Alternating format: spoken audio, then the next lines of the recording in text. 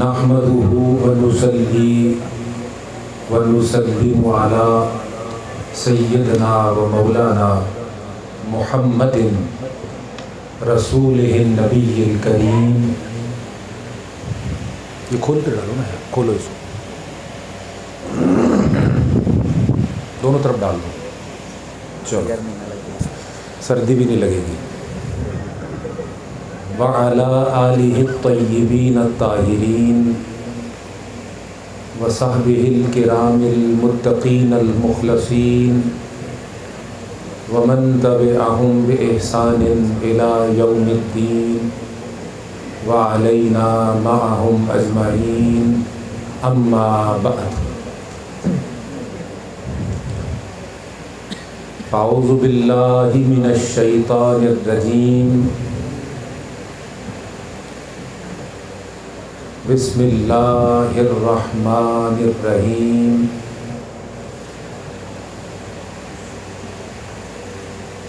قد جاءکم من اللہ نور وکتاب مبین. قال اللہ تعالی فی مقام آخر انا انزلناہ فی لیلۃ القدر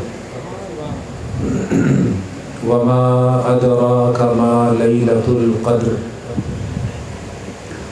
لیلۃ القدر خیر من الف شہر. صدق اللہ مولانا العظیم. ان اللہ وملائکتہ یصلون علی النبی یا ایہا الذین آمنوا صلوا علیہ وسلموا تسلیما. اللہم صل علی سیدنا ومولانا محمد وعلی آلہ وصحبہ وبارک وسلم. صلاۃ وسلاما علیک یا سیدی یا رسول اللہ صلی اللہ علیہ وسلم. ساؤنڈ والے بھائی اس کا ایکو نہ کم کر دو، بیس بڑھا دو، ڈبلنگ نہ ہو.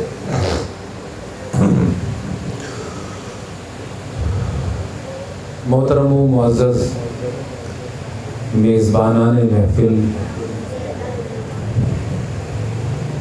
خصوصاً علامہ پیر طریقت اسماعیل شاہ صاحب کرمی دامہ ذلو، اسٹیج پر جلوہ افروز پیر طریقت صاحبزادہ منصور جان سرحدی صاحب دامہ برکاتہ، مجاہد ٹنڈو محمد خان، علماء حق کی محبت کی پہچان ہمارے نہایت ہی محترم برادر مولانا مشتاق قادری صاحب، محترم حاجی صاحبان، حاجی عبدالحمید صاحب، حاجی عبدالعزیز صاحب، دیگر علماء زعماء، سامعین محفل، تمامی احباب کی خدمت میں السلام علیکم ورحمۃ اللہ وبرکاتہ.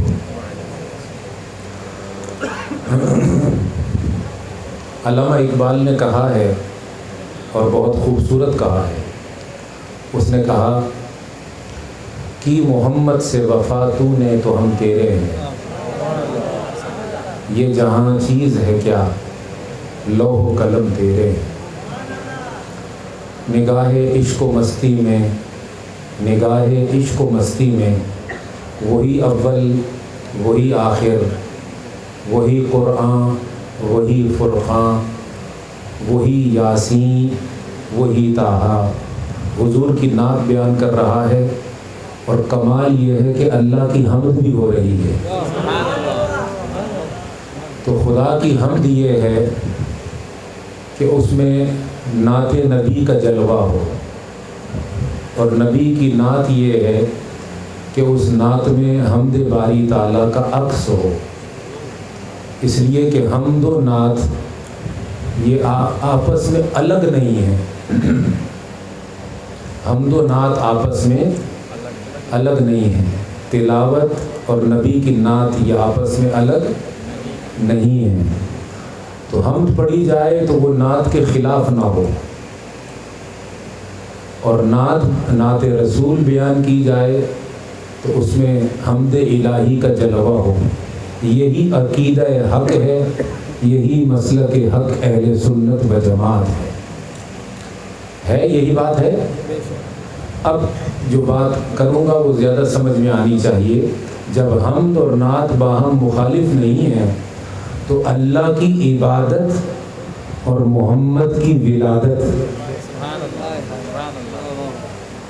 اللہ کی عبادت اور نبی کا جشن ولادت یہ بھی آپس میں الگ اور متضاد نہیں ہے.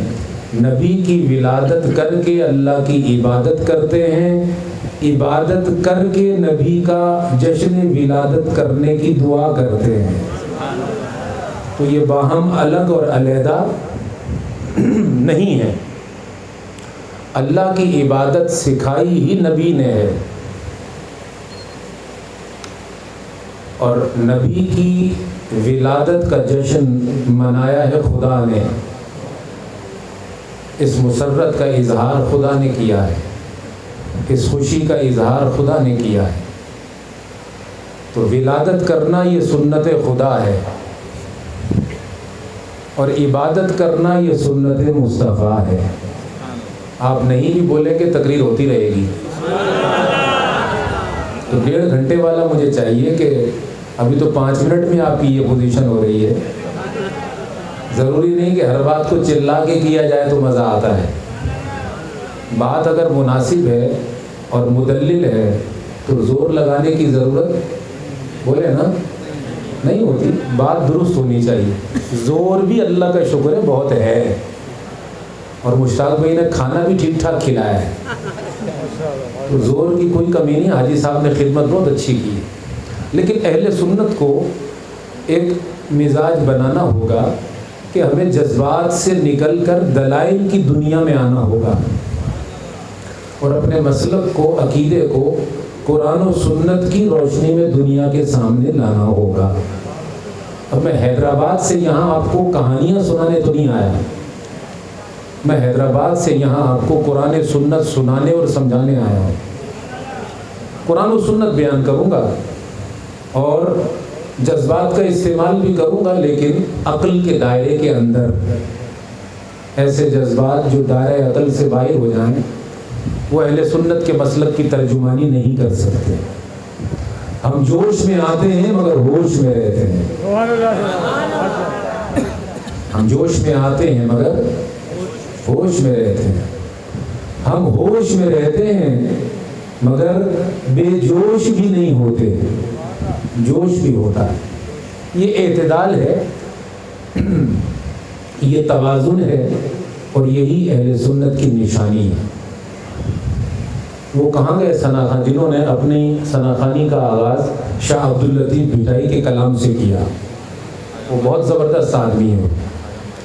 اس نے اپنی نسبت بتائی، اس نے اپنا تعلق بتایا کہ میں یہ جو اسٹیج پر کھڑا ہوں تو اولیاء اللہ کی نسبت کے تصدق میں کھڑا ہوں.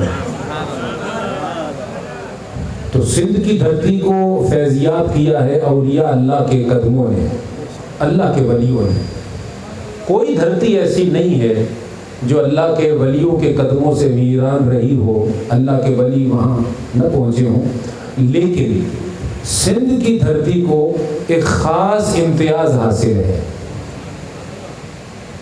یہاں عجیب و غریب قسم کا فیض ہے اولیاء اللہ کا، اور یہاں فیضان ولایت نگاہ مولا علی کے تصدق میں کچھ اور ہی عجیب طریقے سے بڑھ رہا ہے.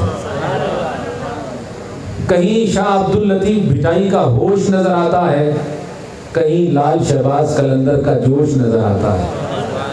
نمی دانم کے آخر چوں دمے دیدار می رقصم. فارسی سمجھتے ہیں آپ لوگ؟ چلے آپ کئی حضرت نہیں سمجھتے تو آپ کو کس لیے بلایا ہے، سمجھائیں.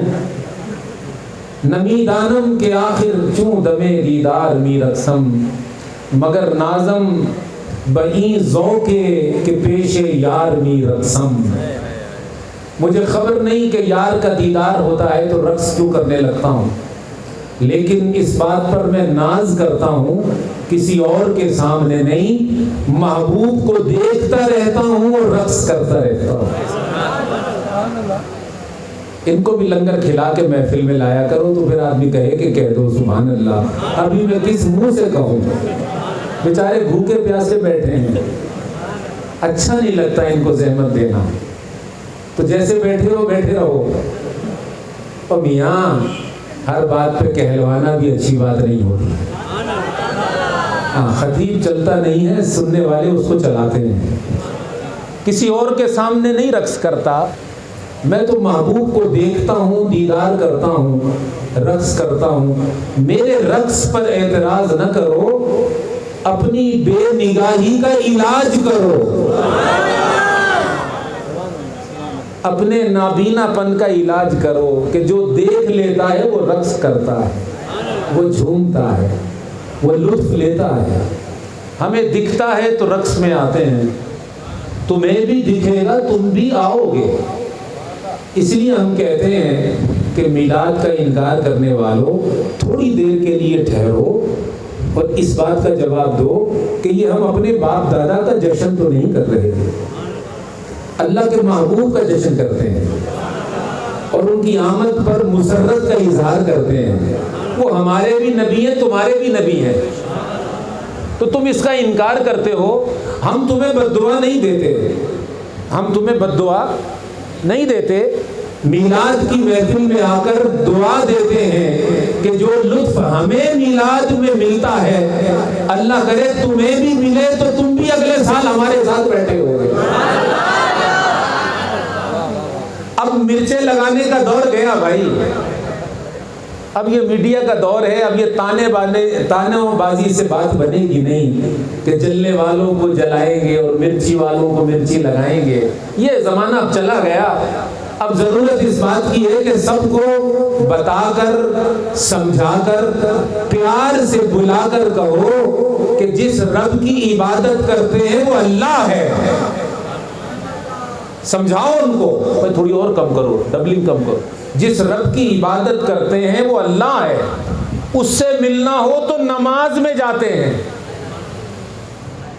جس کی عبادت ہے وہ اللہ ہے، اس سے ملنا ہو تو نماز میں جاتے ہیں، بلا تشبیہ، بلا مثال، صرف سمجھانے کے لیے کہہ رہا ہوں، بات تو اور بھی اونچی ہے۔ اللہ سے ملنا ہو نماز میں جاتے ہیں، نبی کا جلوہ کرنا ہو میلاد میں آتے ہیں، اس سے ملنا ہو تو نماز ہے، نبی کی محبت سے دل کو آباد کرنا ہو تو میلاد ہے۔ اور میں یوں کہہ دوں تو غلط نہ ہوگا، نماز مقبول ہو جائے تو پردہ ہٹ جاتا ہے اور رب کا دیدار ہو جاتا ہے، میلاد قبول ہو جائے پردہ ہٹ جاتا ہے، مدینے والا دکھتا ہے۔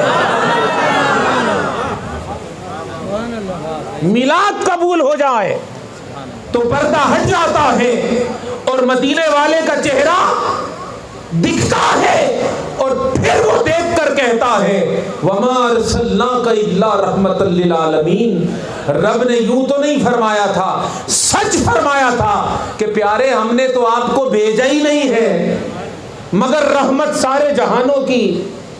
تو وہ جو سارے جہانوں کی رحمت بن کر آئے، پیارے محمد وہ ہر جگہ موجود ہیں رحمت بن کر، رحمت عالم بن کر، لیکن جب غلام میلاد میں بیٹھ کر ہر طرف سے توجہ ہٹا کر، ہر طرف سے اپنی فکر کو ہٹا کر اور ہر طرف سے اپنے دھیان کو ہٹا کر نعت و شان مصطفیٰ میں غرق ہوتا ہے، پھر اس کو اس آیت کا یقین نصیب ہوتا ہے کہ ہاں میلاد کی محفل نے بتا دیا کہ ہم جس میں بس رہے ہیں وہ دنیا تم ہی تو ہو۔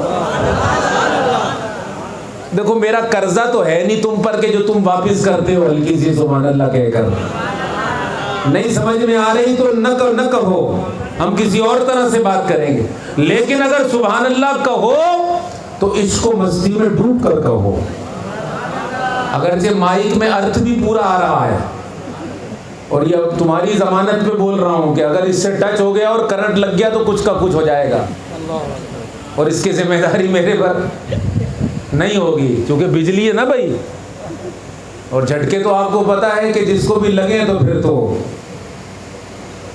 تو میں نے کیا کہا، آپ یہیں ہیں چلے گئے، ادھر ہی بیٹھے ہیں؟ نہیں مائک پہ نہیں، ابھی نہیں، ابھی ان سے دو باتیں کرنے تو پیار کی بات ہے۔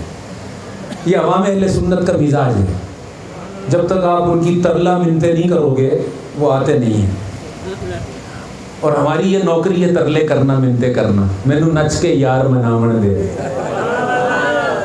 تو ہم تو نوکر ہیں، نوکر کی تے نخرا کی، عوام ہمارے مالک ہیں، ہم ان کے خادم ہیں، چونکہ عوام اہل سنت ہے تو ہم عوام کے نوکر اور خادم ہیں، تو ان کی نوکری کرنے سے اور ان کی خدمت کرنے سے ہمارا وقار اونچا ہوتا ہے، نیچا نہیں ہوتا۔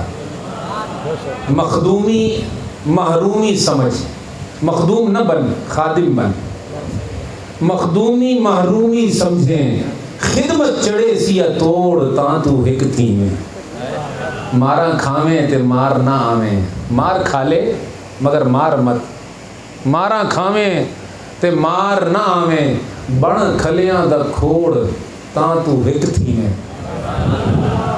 سندھی سرائکی بہنیں آپس میں قریب یہ مانا، تو مار کھا لے کوئی ایسا مسئلہ نہیں، لیکن اپنے اندر سے شدت کو ختم کر، نیاز پیدا کر، راضی ہو جائے گا رب۔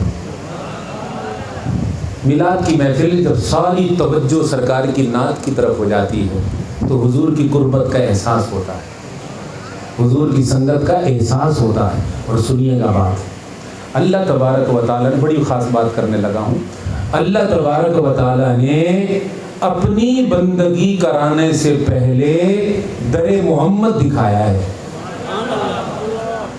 اپنی طرف بلانے سے پہلے نبی کے در کو دکھایا ہے، اور گناہ گاروں کو یہ کہا ہے اگر گناہ ہو جائیں یا کر بیٹھو تو براہ راست میرے پاس نہ آؤ، نبی کے در پر جاؤ۔ گناہ ہو جائیں تو براہ راست میرے پاس نہ آؤ، نبی کے در پر جاؤ، اور پھر اس کے در پر جا کر مجھ سے مانگو۔ ایسے ہی ہے، وَلَوْ أَنَّهُمْ إِذْ ظَلَمُوا أَنفُسَهُمْ جَاءُوكَ فَاسْتَغْفَرُوا اللَّهَ وَاسْتَغْفَرَ لَهُمُ الرَّسُولُ، اگر وہ لوگ جو تیری شان کے منکر ہیں، اپنی جانوں پر ظلم کر بیٹھے ہیں۔ شاہ صاحب ایک بات کروں عجیب سی، یہ جو آیت پاک ہے جو میں پڑھ کر آپ کو سنا رہا ہوں، اس میں اللہ تعالیٰ مجھ سے، شاہ صاحب سے، مشتاق صاحب سے بات نہیں کر رہا، اللہ پاک صرف اپنے حبیب سے بات کر رہا ہے، حبیب سے بات کر رہا ہے۔ یہ جاؤ کا، یہ ضمیر مخاطب کی ہے، اس میں رب فرما رہا ہے کہ اگر یہ اپنی جانوں پر ظلم کر بیٹھیں، جو تیری عظمت کو نہیں مانتے، تیری رفت کو نہیں مانتے، تیرے جلووں کو نہیں مانتے، تیری اونچی شانوں کو نہیں مانتے، تیری نعت کی پاکیزگی کو نہیں مانتے، تیری بشریت اور نورانیت کی عظمتوں کو نہیں جانتے، جو تیری شان پر اعتراض کرتے ہیں، جو تیری ذات پر تنقیس کرتے ہیں، اعتراض کرتے ہیں، اے پیارے محمد ان کو بتا دے کہ رب تبارک و تعالی آپ سے اتنی محبت کرتا ہے کہ اگر ان کو بخشنا بھی چاہے تو ان سے براہ راست معاملہ نہیں کرتا، بلکہ ان کو کہتا ہے کہ آپ کے پاس آئیں، آپ قبول کر لیں گے تو معاف کر دوں گا، آپ قبول کریں گے تو معاف کر دوں گا۔ اور پیارے یہ بات بھی ان سے خود نہیں کہہ رہا، آپ سے کہہ رہا ہوں، یہ سارا پیکج ان کو نہیں بتا رہا، مولا کیوں؟ فرمایا نبی کے گستاخ ہوں اور نبی کے نافرمان ہوں، ہمارا ان سے بات کرنا بنتا ہی نہیں۔ پیکج نبی کو دے رہا ہوں، نبی سے سن کر لینا ہو تو لے لو، نہیں سمجھے؟ پیکج دے رہا ہوں نبی کو، نبی کی زبان پر یقین کر کے لینا ہو تو لے لو۔ ملے گا کیا؟ ملے گی معافی۔ تو میرے پاس نہ آؤ، در محمد پر آ جاؤ۔ اچھا جب در محمد پر آ گئے، فاستغفر اللہ، آگے کیا بات ہے؟ فرمایا در محمد پر آ کر پھر اللہ کو پکارو، پکارو پھر اللہ کو۔ مولا پہلے ہی اپنی پکار کروا لیتا، پہلے ہی اپنی پکار کروا لیتا۔ فرمایا نہیں، اگر پہلے ہی اپنی پکار کروا لیتا تو اس میں نبی کا وسیلہ نہ ہوتا۔ اوہو، پتہ نہیں کہاں بیٹھے ہوئے ہیں آپ۔ اگر ڈائریکٹ خود بات کر لیتا اور نبی کی ذات کو بیچ میں نہ رکھتا، براہ راست معاملہ ہو جاتا، تو پھر تو معاملہ ہوتا بغیر وسیلے کے۔ اور میں وہ ہوں کہ جب اپنی توحید کی بات کرتا ہوں، جب اپنی ذات کی بات کرتا ہوں، جب اپنی عبادت کی بات کرتا ہوں، تو میں نے اپنے حبیب کو وہ عظمت عطا کی ہے کہ میں اپنا رب ہونا بھی اس کے وسیلے کے بغیر ظاہر نہیں کرتا، اپنا رب ہونا بھی جتلاتا ہوں تو محمد کے وسیلے سے، بغیر وسیلہ محمد کے تو میں اپنا رب ہونا بھی ظاہر نہیں کرتا۔ اور جب اپنا رب ہونا بھی اس کے وسیلے سے ظاہر کرتا ہوں تو پھر فرمایا اگر معافی لینا ہو تو براہ راست نہ آؤ، اس کے در پر آؤ، در محمد پر آؤ۔ ہائے ہائے، اب بڑی ذوق والی بات آئے، در محمد پر آ کر پھر کہو یا اللہ۔ در محمد پر آ گئے، یا اللہ یا اللہ۔ بات تو میرے ذہن میں آ رہی ہے، لیکن یہ سمجھ نہیں آ رہا کہ جو کچھ ذہن میں آ رہا ہے لفظوں میں کیسے نہ ہو۔ یا اللہ میری مدد کر حضور کے صدقے، کہ جب در مصطفیٰ پر آئے تو سامنے مصطفیٰ ہی ہوں گے، ہیں؟ جب در مصطفیٰ پر آئیں گے، توجہ رکھنا یار، پھر مزہ آئے گا، بھلے سبحان اللہ نہ کہنا، توجہ پوری دینا، بات بڑی خاص ہے۔ کہا در پر آؤ، آ گئے، آ کر فرمایا مجھے پکارو۔ اب جب جس کے در پر آئے ہیں سامنے تو وہی ہوگا نا، سامنے تو وہی ہوگا۔ جب سامنے وہی ہوگا اس کا حکم کیا ہے؟ پکارو مجھے۔ تو اب غلام سامنے چہرہ بددعا دیکھ رہے ہوں گے، سامنے چہرے بددعا دیکھ رہے ہوں گے اور کہتے ہوں گے یا اللہ۔ ہائے ہائے ہائے، ہاں اللہ کرے سمجھ آئے۔ در محمد پر بیٹھے ہیں، سامنے بشریت کا سب سے اعلیٰ نمونہ، مگر کہنا ہے یا اللہ، چونکہ اسی اللہ کے حکم پر تو یہاں آئے ہیں۔ مولا سامنے تو تیرا بندہ ہے، یہ در تیرے بندے محمد کا ہے، پکارنا تجھے ہے۔ فرمایا یہی تو بتانا چاہتا ہوں کہ جس در پر لایا ہوں ہے یہ بندے کا در، مگر ایسا بندہ ہے کہ آتے تم بندے کے پاس ہو، ملتا تمہیں اللہ ہے۔ ہائے ہائے، ملتا تمہیں رب ہے، ملتا تمہیں خدا ہے۔ دیکھو میں جب سے تبلیغ کرتا ہوں یا بیان کرتا ہوں، میری یہ عادت نہیں، میں چشتی ہوں، سنی چشتی حنفی، مجھے صوفیہ نے یہ سکھایا کہ کسی سے نفرت مت کرنا اور امت کو لڑوانا مت، جو کلمہ گو ہے اس کی عزت کرنا، لیکن کبھی اعلیٰ حضرت کے مسلک کو نہ چھوڑنا، عزت سب کی کرنا، مگر اہل سنت کا مسلک کبھی نہ چھوڑنا، اور بیان اسی کو کرنا پیار کے ساتھ۔ میں پیار کے ساتھ ایک بات کہنے لگا ہوں، آپ لوگ سفر کرتے ہیں، کراچی ادھر ادھر جاتے ہوں گے، بسوں پہ لکھا ہوتا ہے پکارو تو اللہ کو، یا اللہ مدد لکھا ہوتا ہے، یا اللہ مدد، یہ جملہ عام لکھا ہوتا ہے۔ یا اللہ مدد کہنا حق ہے،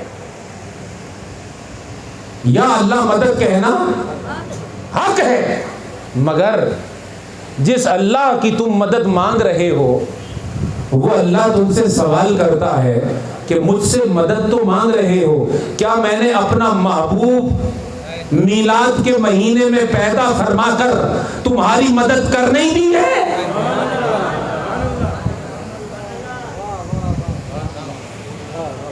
اللہ کی مدد تو مانگ رہے ہو، مگر کیا میں نے محمد کو پیدا کر کے اور اپنا محبوب تمہیں دے کر تمہاری مدد کر نہیں دی؟